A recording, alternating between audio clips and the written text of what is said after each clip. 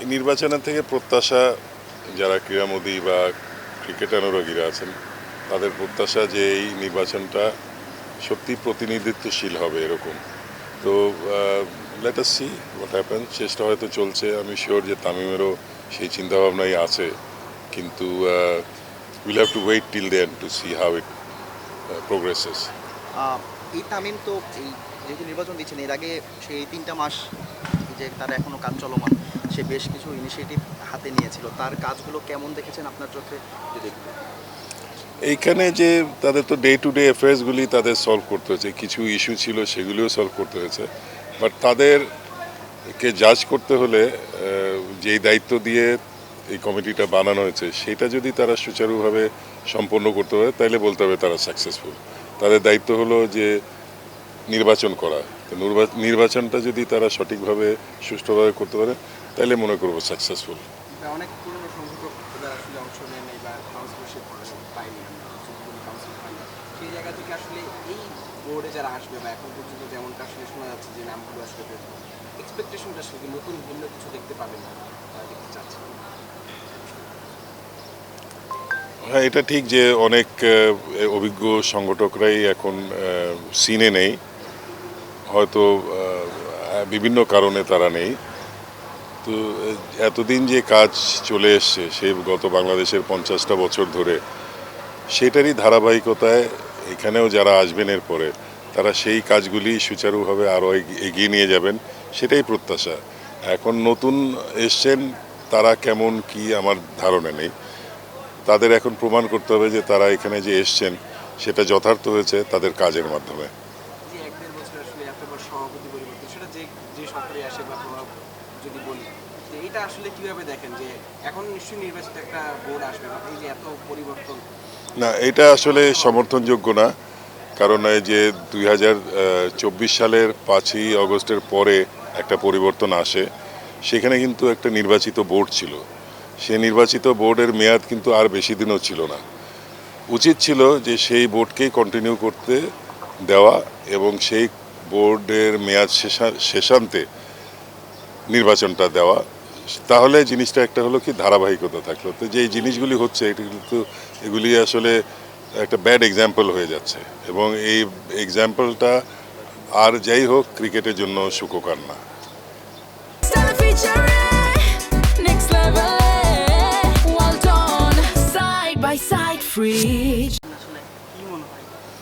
প্রথমেই বলি আমার সিলেট কিন্তু আমার বাড়ি না, আমার বাড়ি বরিশাল। বাট এই মাঠের জন্য আমি আসলেই অনেক আমাদের কষ্ট করতে হয়েছে। এক সময় আমরা কক্সবাজারে তখন মাঠ তৈরি করার জন্য দৌড়াদৌড়ি করছি, আমার উপর দায়িত্ব ছিল, কিন্তু কক্সবাজারে কোনো না কোনোভাবে একটা প্রতিবন্ধকতা সৃষ্টি করা হচ্ছিল মাঠের ব্যাপারে। পরবর্তীতে অবশ্য ওই যে গলফ কোর্স যেটা ছিল সেইখানে পরিবর্তন আনা হয়, এনে ওখানে ক্রিকেটের মাঠটা করা হয়। আর সেই সময় আমাকে জাতীয় ক্রীড়া পরিষদের সচিব ছিলেন আমিনুল ইসলাম সাহেব, উনি বলছিলেন যে আপনারা সিলেটের মাঠটা কেন ডেভেলপ করেন না। তা আমার ধারণা ছিল না যে এখানে এরকম একটা মাঠ ছিল, এখানে কিন্তু মাঠ অলরেডি ছিল, কিছু খেলা টেলাও হতো, মোস্টলি হতো ওই যে হলিডে ক্রিকেট, তারপরে মেয়েদের ক্রিকেট কিছু কিছু হয়েছে এখানে। তো এখানে এসে 2007 সালে প্রথম আসি আমি, এসে দেখে আমি তো আসলে অভিভূত হয়ে যাই যে এত সুন্দর একটা লোকেশনে এরকম একটা মাঠ আছে। তো এটাই আমি গিয়ে রিপোর্ট দেই যে এখানে করা যেতেই পারে। আমার সাথে ছিল তখন জেমস রিগো বলে একজন ছিলেন ওয়ার্ল্ডটেলের কর্মকর্তা, পরবর্তীতে উনি ভারতীয় ক্রিকেট বোর্ডের মিডিয়া কনসালটেন্ট ছিলেন। এই টেলিভিশনের ব্যাপারে তারই মতামতটা গ্রাহ্য হতো বিসিসিআইয়ের কাছে, তাকে নিয়ে এসেছিলাম। তো সেও দেখে বললো যে এখানে খুব সুন্দর একটা ভেন্যু করা যেতে পারে, এটা নিয়ে তোমরা চেষ্টা করো। তো ওনার কিছু রেকমেন্ডেশন ছিল, সেগুলি দিয়ে যায়, সেগুলি আমি বোর্ডে পরবর্তীতে পেশ করি এবং সিদ্ধান্ত হয় যে হ্যাঁ এখানে আমরা একটা মাঠ করব, এবং সেই অনুযায়ী ধাপে ধাপে এটা ডেভেলপ করা হয়েছে। এবং আই এম শিওর যে এইখানের এই ফ্যাসিলিটিস এবং দৃষ্টিনন্দন যে বিষয়গুলি আছে এটা আনপ্যারালাল, এটা আমার মনে হয় যে কেউ ডিনাই করতে পারবে না। আমি তো এইখানে খেলাটা দেখতে এসে আমি খুবই এনজয় করি, এবং আমি শিওর যে অন্যান্য টিম যারা আসে তারাও কিন্তু খুবই আগ্রহী সিলেটে খেলা তাদের যাতে হয় এবং এটা শুনলেও আপনারা খুশি হবেন যে এরপরে ইংল্যান্ড একটা দল আসার কথা আছে কিছুদিন পরে। তারা কিন্তু তাদের ভেন্যু চয়েসের মধ্যে সিলেটকে অগ্রাধিকার দিয়েছেন। একটা জিনিস কি প্রসঙ্গে আসতে চাই, আমরা দেখেছি যে অনলাইনে তো আমাদের ওয়ান ডে টি20তে টিকিট দেওয়া হয় এবং টেস্টেও দেওয়া হচ্ছে এখন সম্পূর্ণ টিকিট। এখন আমি একটু জাস্ট আপনার সাবেক হিসেবেও বলছি, আমি আপনার অভিজ্ঞতার বিষয়ে অনেকেই যাচ্ছেন আমাদের কাছে, যখন যাচ্ছি বলছে যে অফলাইনে যদি কিছু অংশ রাখা যেত। আপনার পরামর্শটা কি? পরামর্শ দিয়ে দিন। আমি আসলে বুঝতে পারিনি, আবার বলবেন কি প্লিজ? মানে ওয়ান ডে এবং টি20তে শতভাগ টিকিটই অনলাইনে হচ্ছে, এখন টেস্টেও শতভাগ টিকিট অনলাইন দেওয়া হচ্ছে, জি। যার ফলে অনেকেই আসলে অনলাইনে অনেক সময় টিকিট কাটতে পারে না ঠিক সময়ে। দেখা যায় মাঠের বাইরে অনেক দর্শক কিন্তু গ্যালারিগুলো ফাঁকা হয়ে যাচ্ছে, কারণ এই দর্শকগুলা মনে করে অফলাইনে পাবে।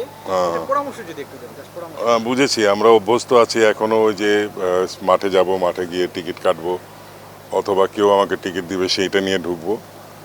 অনলাইনের বিষয়টা আসলে নতুন তো, একটু এটা অ্যাকসেপ্ট করতে, একটা গ্রহণ করতেও একটু সময় লাগছে, বুঝতেও বিষয়টা। আমি যেরকম নিজেও এখনও কিন্তু পুরো এই বিষয়টা এক্সপার্ট না, তো সেই হিসাবে কিছুটা সমস্যা হচ্ছে। আমার মনে হয় টিকেটিং কমিটিতে যারা আছেন, যারা এই বিষয়টা দেখেন, একটা অল্টারনেটিভ চয়েস হয়তো রাখতে পারেন তারা, যারা এসে মাঠে এসে কাটবেন। কারণ অনেকে সেই মোবাইল হয়তো নাও থাকতে পারে, অথবা কম্পিউটার না থাকতে পারে, তো তারা কি করবেন? তারা তো খেলা থেকে বঞ্চিত হতে পারেন না। আমি শিওর এই জিনিসটা যদি কনভে করা হয়, টিকিট কমিটি একটা অল্টারনেটিভ চিন্তাভাবনা নিশ্চয়ই করবেন।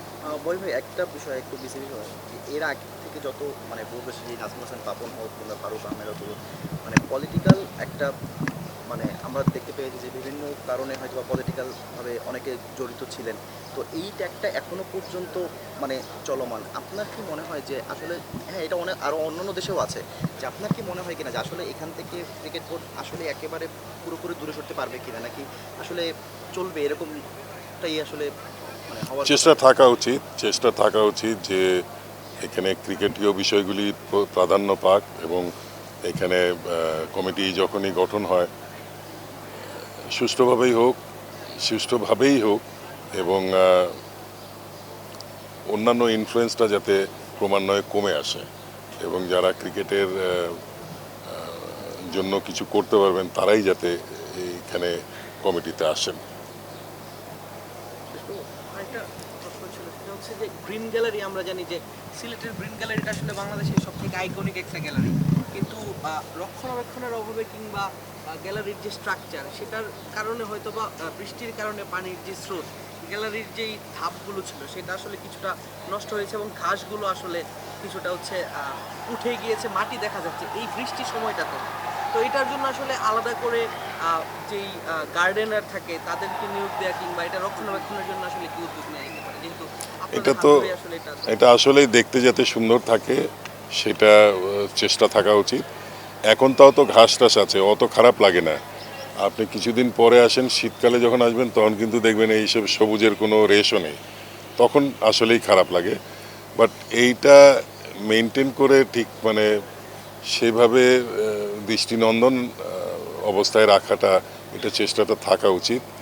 এবং এটা যারা এক্সপার্ট, আমি নিজে তো ধরেন গ্রাউন্ডস কমিটিতে নাই, আর এখন আমি ক্রিকেট বোর্ডের সাথেও নাই, আমি খালি একজন অর্গানাইজার হিসাবে আমার অভিমতটাই দিতে পারি যে এটাকে আসলে যেহেতু একটা আইকনিক একটা বিষয় এই মাঠের, এমনভাবেই মেনটেন করা উচিত যাতে এটা সবসময় তার স্ট্যান্ডার্ডটা বজায় রাখতে পারে। Thank you.